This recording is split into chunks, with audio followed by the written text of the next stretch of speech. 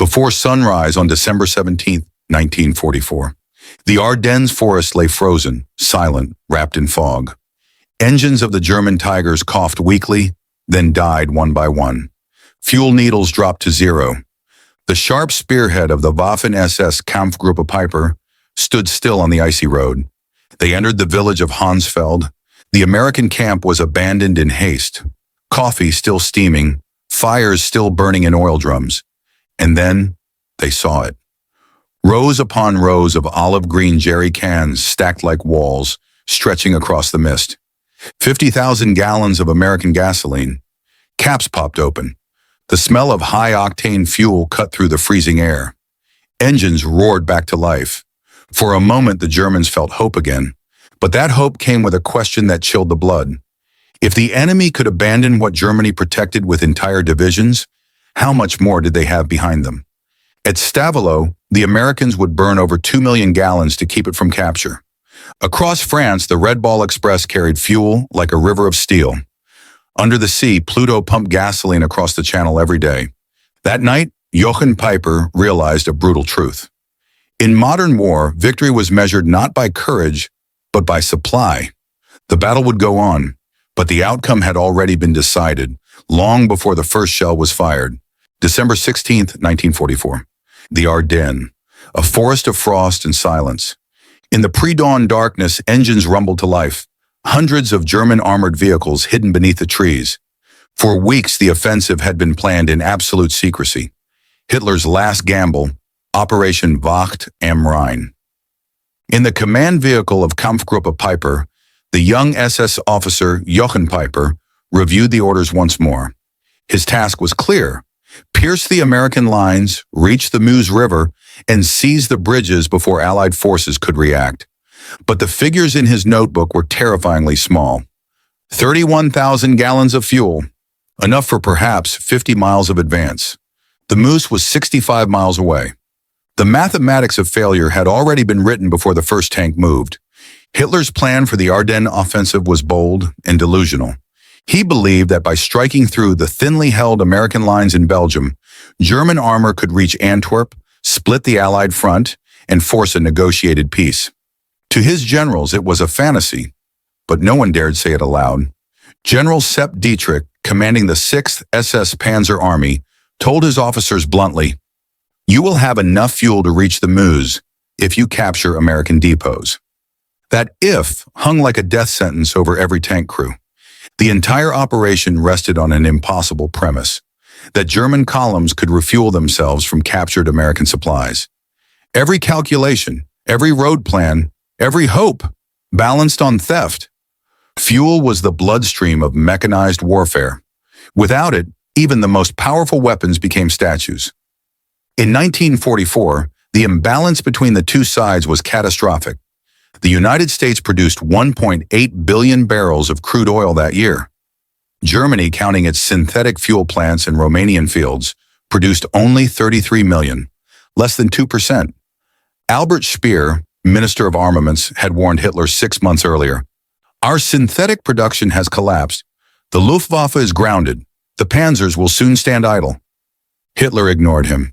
The Ardennes would prove that the warning was not theory, it was prophecy. At 5:30, the stillness broke. A thunder of artillery ripped across the forest. The opening barrage of Operation Watch on the Rhine. German guns fired more ammunition in 2 hours than entire divisions had been allotted earlier that year. But even that show of strength hid weakness. Every shell fired was one more truckload of fuel burned to bring it forward. As the smoke cleared, Peiper's column began to roll. 67 tanks, 149 half-tracks, and nearly 5,000 men, one of the most elite formations of the Waffen-SS. They moved through narrow country roads misdrawn on German maps as highways. Traffic jams formed instantly, engines idled, fuel burned. The offensive was barely 4 hours old, and already the tanks were drinking faster than the plan could sustain. At 10 a.m., Peiper ordered a halt. He checked the gauges again. Nearly 40% of the initial fuel was gone. The first town ahead, Lanzerath, should have been an easy target. Instead, it became an omen. 18 American reconnaissance soldiers, barely more than a squad, held off the entire spearhead for 10 hours. While they fought, Peiper's tanks sat idling in the cold, devouring the precious gallons that might have carried them to the Meuse. By nightfall, the column had advanced only 20 miles. The cost, almost half of their fuel. The numbers no longer made sense, and yet orders were orders. Dawn, December 17, 1944. The air was steel cold, the horizon gray. Peiper's tanks crested a ridge and saw a small village below, Honsfeld. The Americans had retreated so quickly that fires still smoldered in barrels, and metal cups of coffee still steamed beside abandoned trucks. Then someone shouted. On the far side of the village stood rows of olive-drab jerry cans, tens of thousands of them. A captured depot, an unplanned miracle. Peiper climbed down from his Tiger, boots crunching the frozen soil, and walked among the stacks. He ordered one can opened. The smell hit him.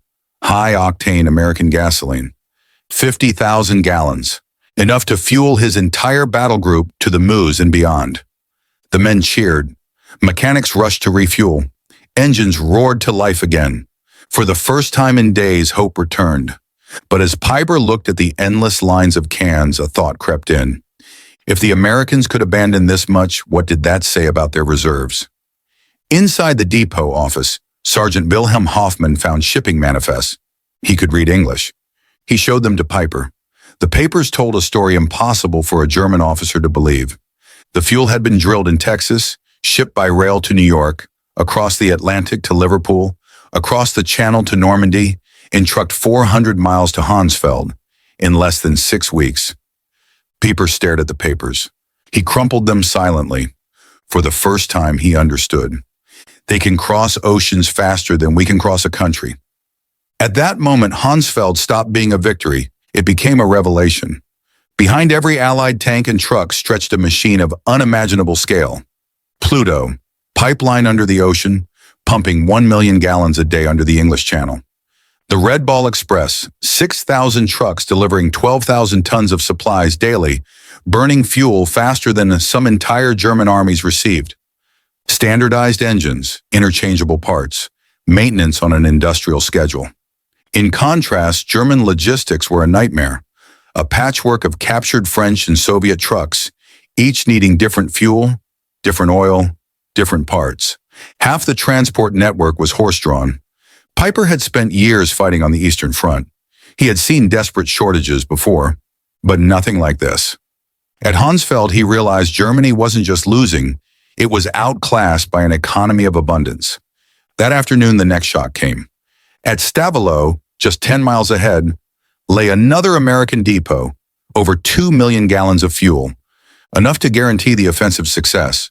But when Peiper's lead tanks reached the outskirts, they saw a wall of fire. Captain John Brewster of the U.S. 291st Engineer Battalion had received simple orders.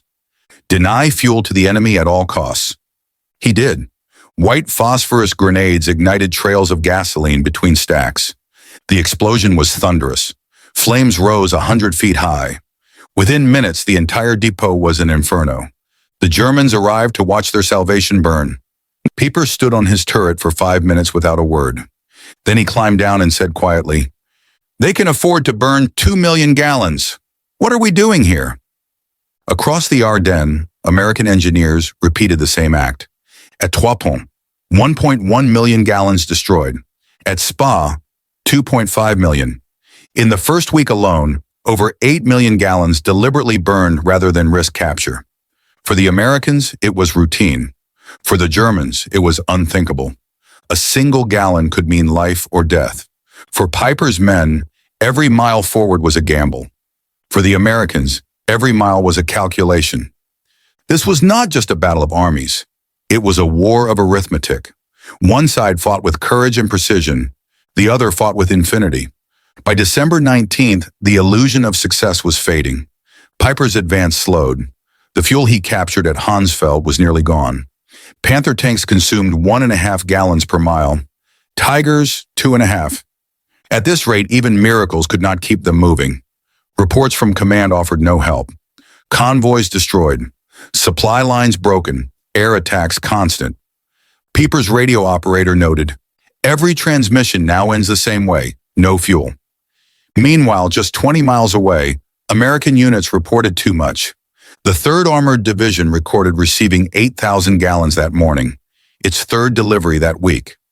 By December 18th, 1st U.S. Army had received 1.8 million gallons and issued 1.6. They were building reserves while fighting. Colonel James Snyder, logistics officer, wrote in his diary, "Fuel receipts yesterday, 1,847,000 gallons. Fuel issued, 1,623,000. Net gain, 224,000 gallons. While Peiper's tanks ran dry, the Americans were stockpiling excess." Peiper's adjutant, Hans Gruller, later said, "We celebrated when we found 50,000 gallons. But when we learned the Americans burned millions, we understood the truth. We were fighting an enemy with oceans." That realization spread like frost across the German army. From generals to privates, they saw the same thing. The Americans could waste more fuel than Germany could dream of possessing. The shock was psychological as much as material.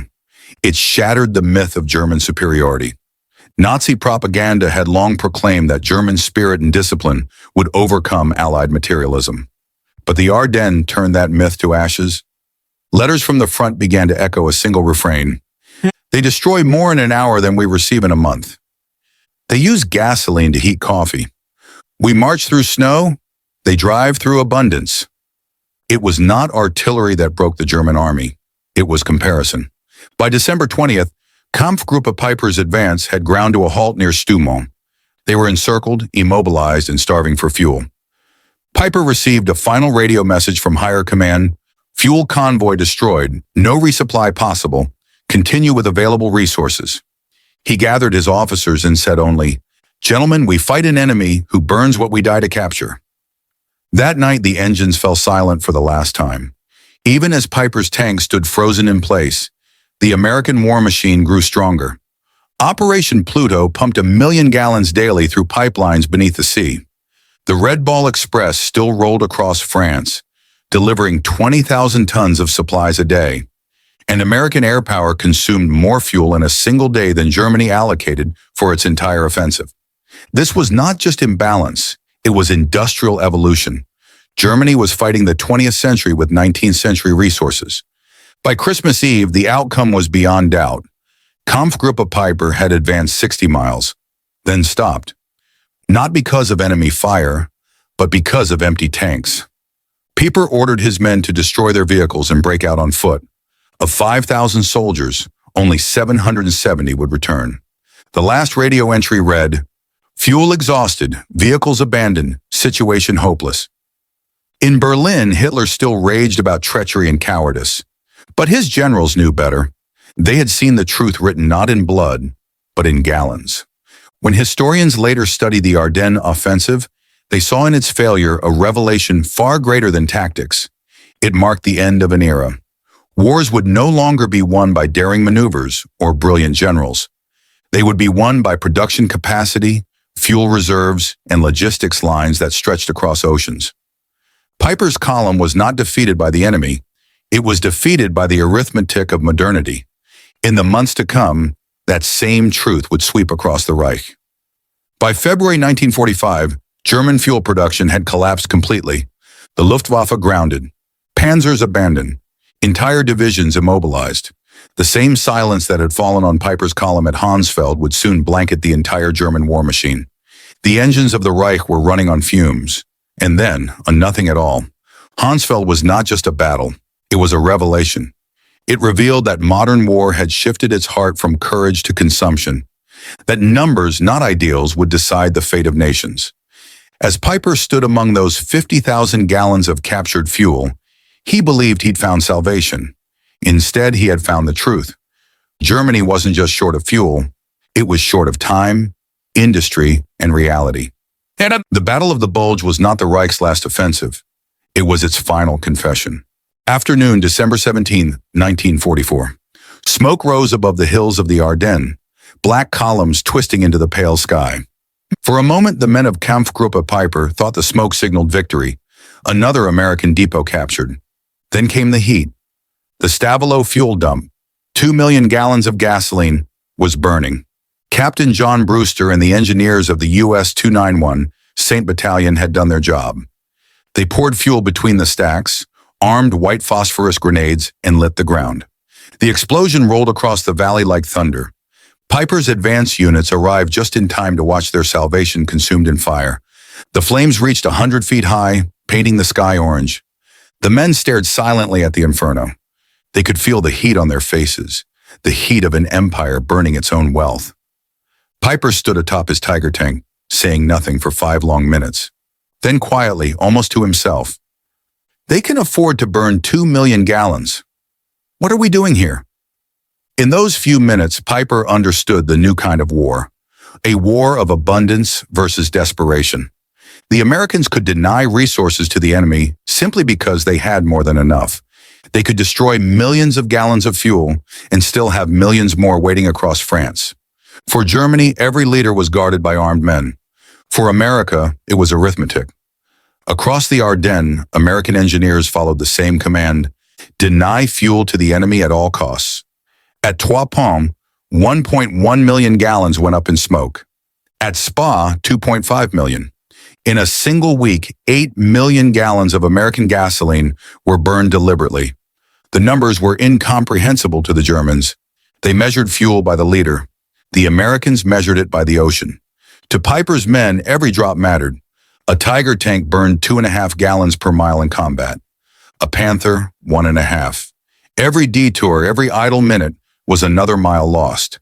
When their engines stopped, they could not move, could not fight, could not even retreat.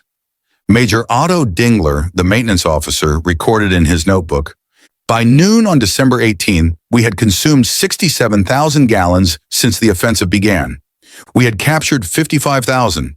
We were operating at a deficit." Those few words described the fate of the entire German army. While Peiper's troops searched for abandoned fuel cans, American convoys were carving highways through France. The Red Ball Express, 6,000 trucks, 20,000 drivers, moved day and night along color-coded routes. Each truck consumed 40 gallons of fuel daily, yet the convoy delivered 12,000 tons of supplies to the front every 24 hours. The operation itself burned more gasoline than entire German armies received in a month. It did not matter. America had oceans to burn. By December 18th, 1st U.S. Army was receiving 1.8 million gallons of gasoline a day and using 1.6. They were not only sustaining combat, they were building reserves in the middle of a major battle. That same week, Allied aircraft returned to the skies. The weather cleared. The bombers came. Over 2,000 sorties flew on December 23rd alone. Each P-47 Thunderbolt burned 300 gallons per hour. Each B-26 bomber drank 200 gallons an hour. In one single day of air operations, the Allies consumed more fuel than Germany had allocated for the entire Ardennes offensive. For the pilots, it was routine. For the Germans watching from below, it was a revelation of scale, a vision of infinite power. The numbers became unbearable. American First Army alone had a reserve of 3.5 million gallons. German Army Group B, responsible for the entire offensive, had less than 1 million in transit, and most of it was already lost to Allied aircraft. German field reports began to sound like obituaries. Convoy destroyed near Blankenheim. Fuel depots burned at Spa. All reserves committed, no replacements. In one intercepted message, an American intelligence officer noted, "The enemy now fights for fuel as we fight for terrain." He was right. Among the German ranks, the realization spread faster than defeat itself. Letters home began to echo the same words. The Americans waste more than we own. They throw away gasoline to keep engines warm. We march through snow while they drive through fire. For years, Nazi propaganda had insisted that Germany possessed moral and technical superiority. But in the frozen forests of Belgium, that illusion evaporated. The men saw abundance as a weapon, one they could not resist. A captured German officer later told his interrogators, "Seeing your convoys was worse than facing your guns." We realized we were not fighting men anymore. We were fighting a machine. The American war machine was not poetic. It was mathematical. Factories produced vehicles by the minute. Oil fields in Texas alone yielded more petroleum than all of occupied Europe combined. Every link in the chain, refinery, ship, pipeline, truck, worked in rhythm. When one vehicle broke down, Another replaced it within hours. When one convoy was attacked, another arrived before the smoke cleared. The Germans fought with skill and precision. The Americans fought with infinity. By December 20th, Kampfgruppe Peiper was encircled near the town of Stoumont. The roads were clogged with wrecks. The snow was stained with oil. Radio contact with headquarters had become intermittent. The last message received read simply, "Fuel convoy destroyed. No resupply possible." Inside the trapped column, tempers flared. Officers argued about whether to fight or retreat. Peiper silenced them. "We will hold," he said, "but understand this. We are not fighting the Americans. We are fighting time, distance, and fuel." 20 miles away, U.S. commanders were preparing their counterattack. To them, the German offensive looked powerful but doomed. General Courtney Hodges, leading the First Army, issued an order to all units. Enemy critically short of fuel. Destroy all gasoline stocks threatened by capture.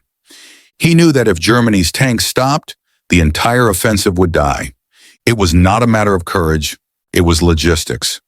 On December 21st, the Americans launched their counteroffensive, backed by full fuel reserves and constant air cover. The German columns could only watch their encirclement tighten. By December 21st, Peiper's entire battle group had roughly 8,000 gallons left, enough for 20 kilometers. The Meuse River, their objective, was still 30 kilometers away.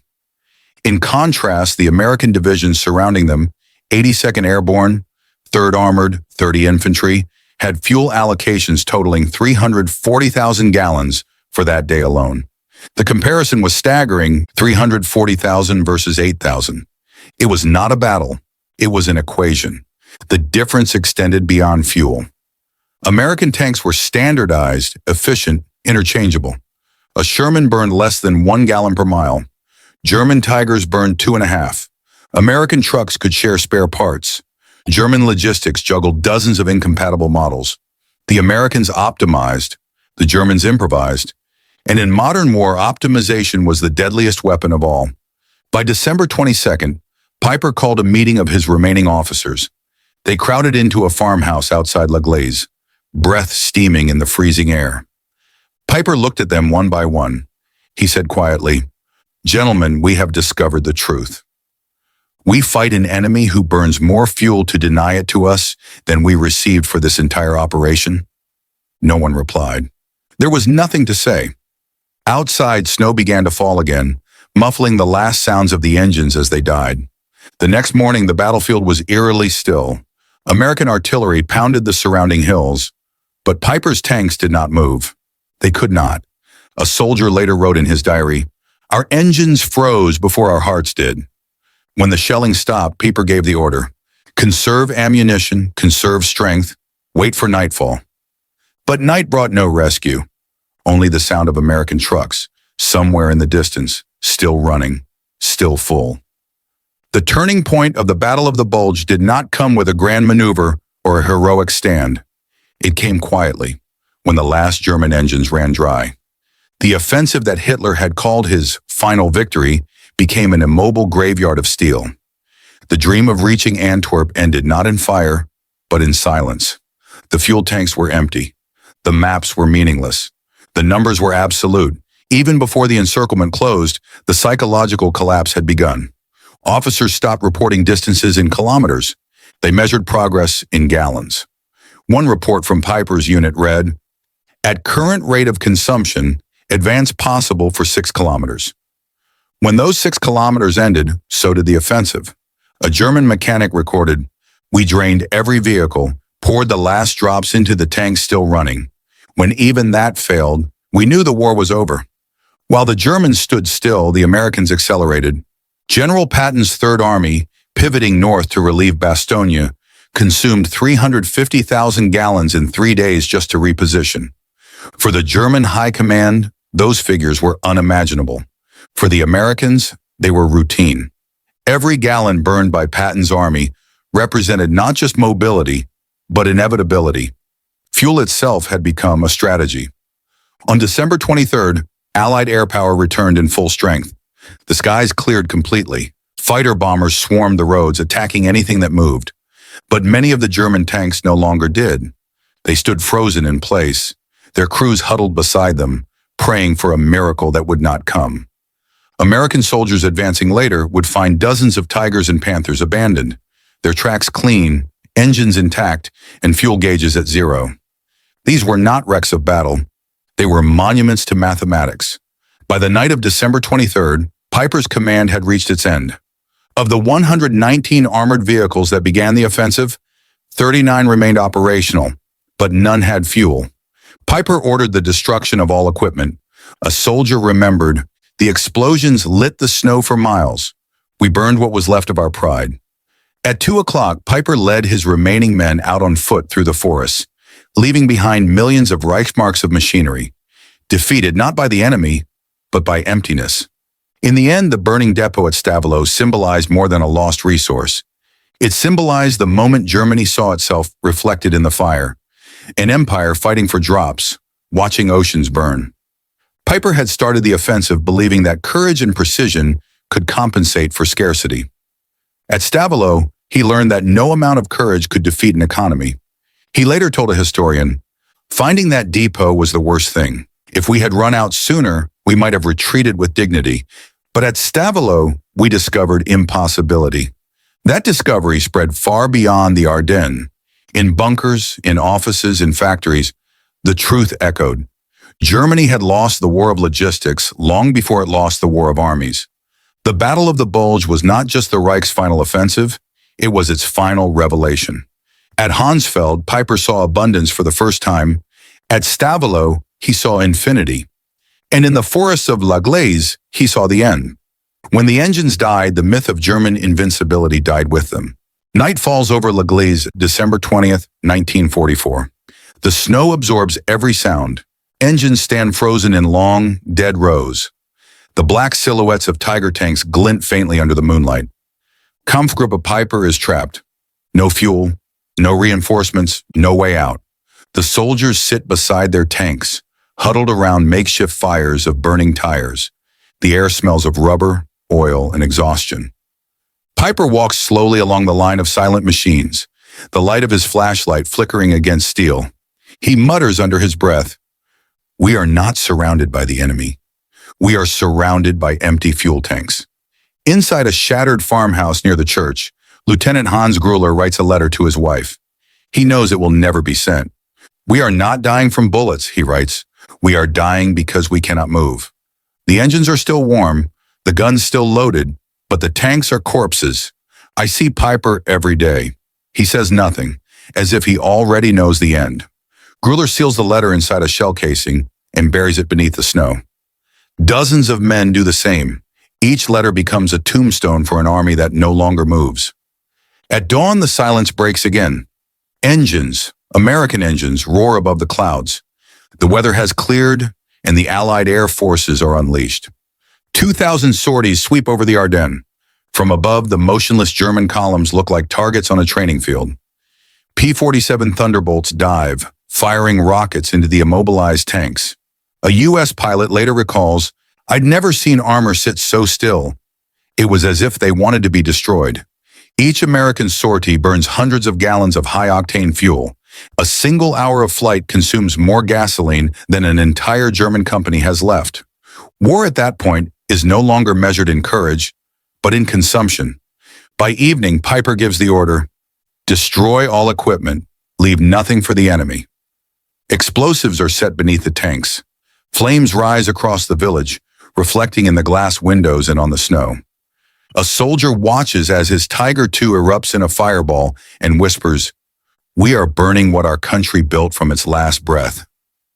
From the hills, American observers see the glow and understand what it means.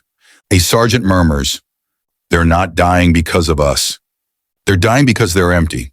By December 22nd, radio contact with the 6th SS Panzer Army is lost.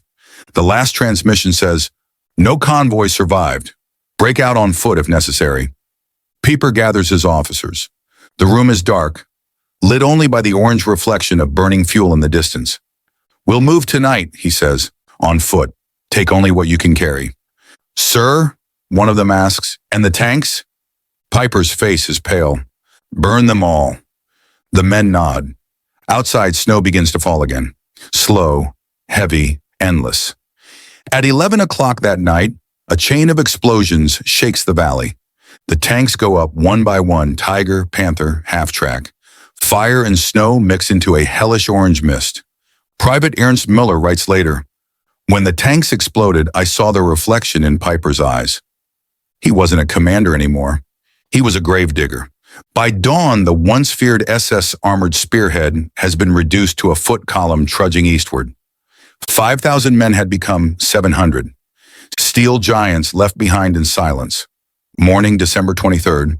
Temperature minus 18 degrees Celsius. The survivors march through the frozen forest. Their boots crack the ice on the road. Some walk barefoot after their boots froze overnight. They pass the smoking shells of their tanks. In the distance, American trucks rumble endlessly, soundtracks of abundance. A captured soldier later recalled, "We walked in silence. When planes flew overhead, we lay flat in the snow. But they didn't fire. Maybe they knew we had nothing left." At midday, American forces enter La Gleize. The town is still burning. Among the wrecks, they find over 30 intact tanks. Empty, abandoned, perfect. Major Robert Harrison writes in his report, "Vehicles in excellent condition, lacking fuel only. Estimated 8,000 gallons required to reactivate entire column. Could be done in 4 hours. The difference between defeat and dominance was not technology, not skill, just 8,000 gallons of fuel." Peiper and his remaining men reach the woods east of La Gleize, only to find themselves encircled by the 82nd Airborne. After 2 days of hiding, he gives the order to surrender. When captured, an American officer asks him, "Was it worth it? All this, for gasoline?" Peiper stares ahead, frost clinging to his eyelashes. "It was worth learning who we were fighting. A nation that can burn oceans." In Allied prisoner camps, interrogators noticed a strange theme among German officers. They didn't talk about tactics or weapons. They talked about fuel. Colonel Friedrich von Dender told an OSS officer, "You Americans discard what we guarded with our lives. You heat coffee with gasoline. We lost not to your soldiers, but to your supply lines." The intelligence summary noted, "Moral collapse due to perception of enemy abundance." The Germans had not only lost a battle, they had lost faith in their own reality. When the snow melted months later, recovery teams found the remains of Peiper's tanks. Most were undamaged. Engines pristine. Fuel gauges frozen at 0. At La Gleize, the Tiger II numbered 213 still stands today. The plaque beneath reads, "Abandoned due to fuel exhaustion." 4 words that summarize an empire's downfall. In 10 days, Kampfgruppe Peiper had consumed 55,000 gallons of fuel, nearly all of it captured. The Americans in the same area burned 8 million gallons to stop them, a ratio of 1 to 150. General Manteuffel later admitted, "When I learned they destroyed millions of gallons to deny us, I knew the war was finished. Not because they were braver, because they were infinite." Years later, Peiper would say, "We didn't fight Americans. We fought the oil fields of Texas." That sentence captured the transformation of warfare itself. The battle of courage had become the battle of capacity. Even Albert Speer would agree. "Ingenuity cannot replace industry," he wrote. "Faith cannot refine oil." When the last drop of fuel was gone, everything stopped. Not just tanks, but ideology. The German dream of conquering Europe with discipline and willpower had met its limit. The machines of war, once symbols of national pride, now stood as monuments to overreach. War had left the hands of soldiers. It now belonged to production quotas and supply officers. The will to fight was irrelevant when the engines no longer turned. Peiper, once a symbol of the Waffen-SS's relentless drive, now trudged through the forest like a shadow. He had commanded fire and steel. Now he commanded silence and despair. He told a fellow officer, "Hell isn't outside us. It's what happens when you watch everything you believe in run out of fuel." They burned their own tanks, their pride, their illusions. In those flames, they saw not defeat by an enemy, but defeat by truth. The fire was not vengeance, it was confession. For 3 days after the Germans retreated, La Gleize burned. The air reeked of gasoline and scorched metal. Children found melted shells and fuel cans in the fields. Locals said that at night the sky glowed faintly red, as if the earth itself remembered. The smoke rose higher than the church steeple, a dark memorial to a moment when machines became mortal. By February 1945, the German army ceased to function as a mechanized force. Reports from the General Staff recorded total loss of motorized capability. Tanks rusted in depots. Trucks were pulled by horses. Planes sat idle on runways without fuel. Meanwhile, the U.S. Army crossed the Rhine consuming 7.5 million gallons per day. A single day of American operations equaled 3 months of Germany's national output. The war had become an economic annihilation. By March 1945, many German divisions surrendered without firing a shot. One officer said simply, "We cannot fight men who refill their tanks every morning."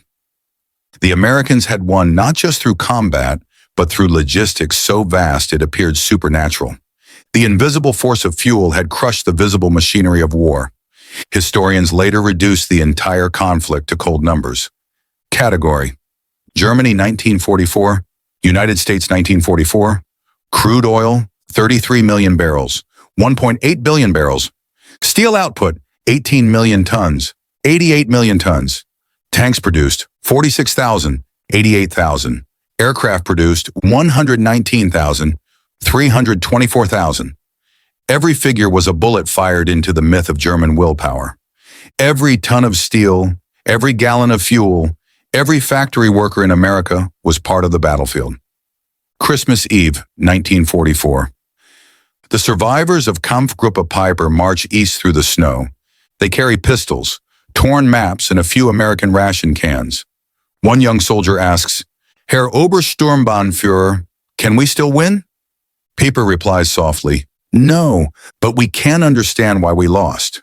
They disappear into the forest, footprints fading behind them, the sound of engines gone forever.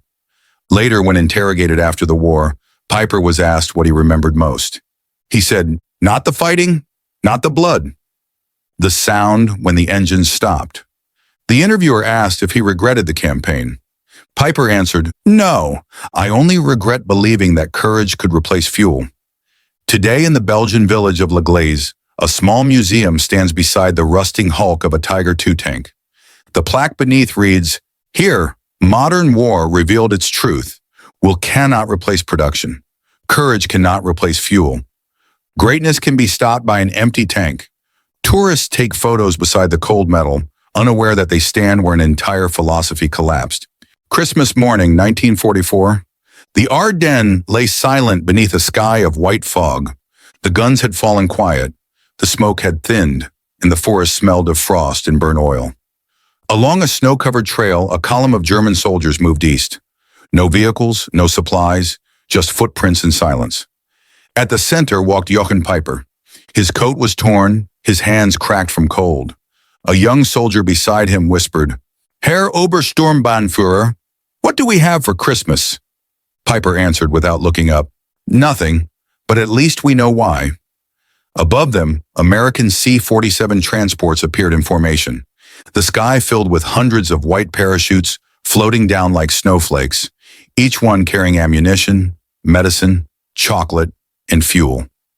Peiper stopped walking.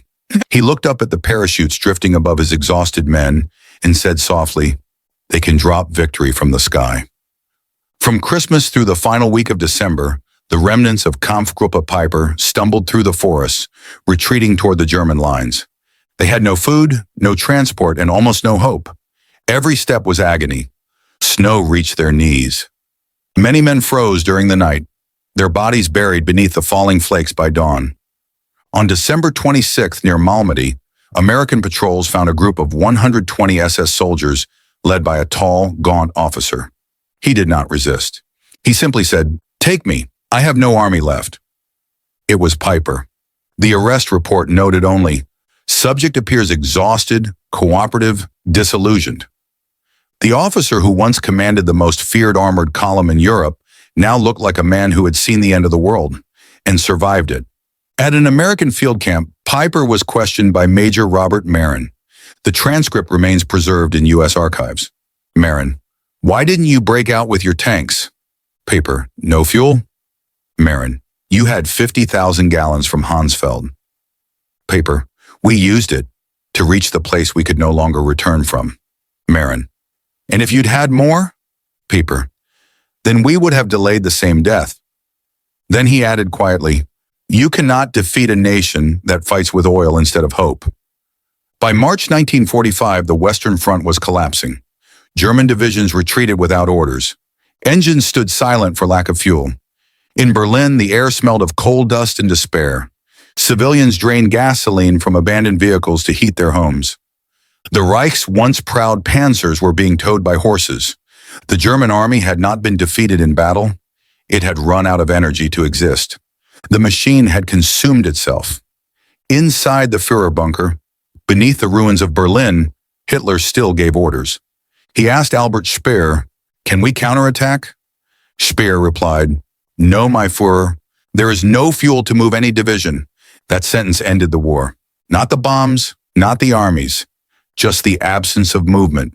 The German war machine, the same that had once raced across Europe, now sat frozen under the ground, unable to turn its own gears. The Reich had died long before its leader pulled the trigger. Across the Atlantic, the opposite world was in motion. Between January and April 1945, American factories produced another 300,000 trucks, 45,000 aircraft, and 15 billion gallons of fuel. The more Germany fell, the faster America accelerated. Every week of destruction in Europe was matched by another week of production in Detroit. Journalist Ernie Pyle wrote from the front, the Germans fight with blood. We fight with oil.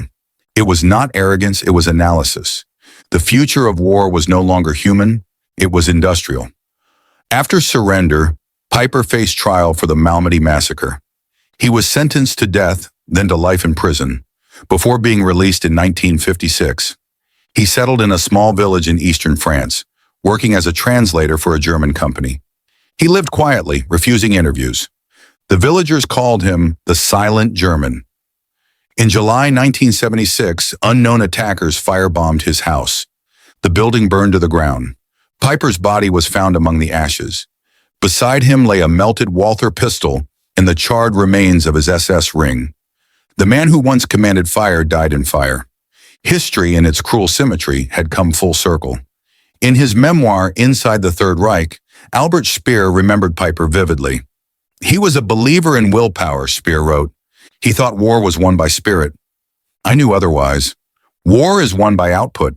Speer's conclusion was as cold as the Ardennes itself.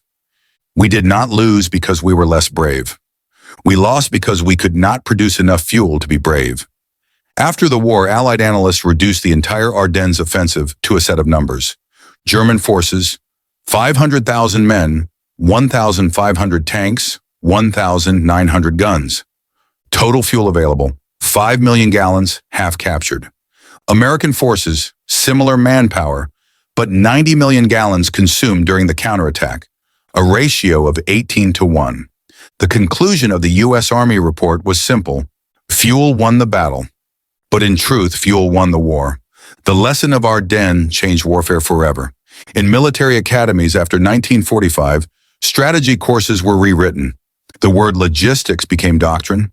General Omar Bradley told cadets, a bullet kills once, a gallon moves an army. Future wars would be decided not in trenches, but in factories and depots. Supply chains became the new front lines. The idea was born in the snow of Belgium, among the frozen tanks of Peiper's column. Today, Honsfeld is a quiet Belgian village. Children play where tanks once stood. Fields once soaked in oil now grow barley and wheat. At the edge of town, a small sign stands near the road. On this site, December 17, 1944, German forces captured an American fuel depot. It did not change the war. It only revealed why they would lose it. No monument, no flag, just the memory of arithmetic written in snow and gasoline. Decades later, humanity forgot that lesson. In Vietnam, the United States burned 900,000 gallons of fuel per day. Every helicopter flight, every truck convoy, every sortie repeated the same pattern, consumption as conquest. And when the supply chains broke, even the most powerful armies stalled. The echo of Ardennes returned. The equation never changed, only the scale. At Fort Knox in the U.S. Army Ordnance Museum, two photographs hang side by side. The first shows German soldiers refueling a Tiger tank from 5-gallon jerry cans in 1944. The second shows American soldiers refueling a Sherman from a convoy of tank trucks. Below them, a caption reads, "One can, one convoy, two worlds." No further explanation is needed. The images speak for themselves. The gap between scarcity and abundance. Among the ruins of his burned house, investigators found a notebook. Inside were several pages of handwriting. Peiper's final notes. "We built machines that could kill nations, but we forgot to feed them. I have seen the monster of industry. It has no soul, no mercy. Whoever controls energy controls war.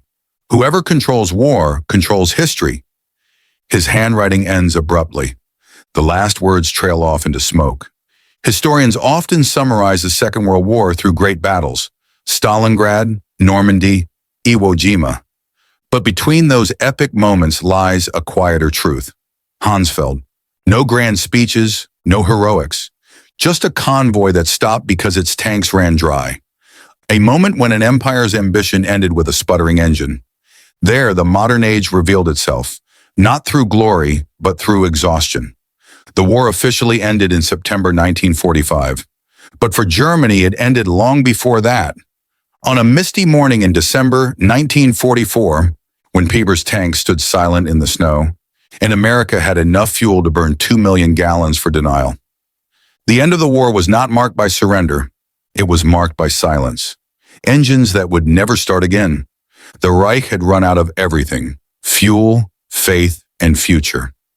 Every December, the people of La Gleize light candles along the road where Peiper's column once passed. They do not honor victory or defeat. They honor memory. An old man from the village once said, "They came with steel." Now only the wind walks here. At night, the candles flicker against the snow, tiny flames in the cold. Reminders of a fire that once consumed the world. Honsfeld, Stavelot, and La Gleize are not just places on a map. They are coordinates of realization. They show the moment when courage met capacity, when the limits of human will collided with the limitless reach of machines. Peiper's tragedy was not his defeat, it was his awakening. He saw that modern war was no longer about belief or bravery. It was about production, fuel, and endurance. And in that realization lay both horror and truth. The Battle of the Bulge remains the largest engagement ever fought by the United States Army. For Germany, it was the last. It ended not with fire, but with frost. Not with a final charge, but with tanks frozen in place. For every destroyed Tiger, the Americans had a convoy waiting. For every lost gallon, they had 1,000,000 more. Peiper once believed war was the test of human will. Ardennes proved it was the test of human systems. An American report after the campaign concluded, "Fuel won the Battle of the Bulge." But history's echo whispers a deeper line: fuel won the war. For Jochen Peiper, the war ended not in surrender, but in the moment he heard his engines die in the snow. The silence of that moment still echoes through time, the sound of a world realizing that faith cannot move machines without fuel.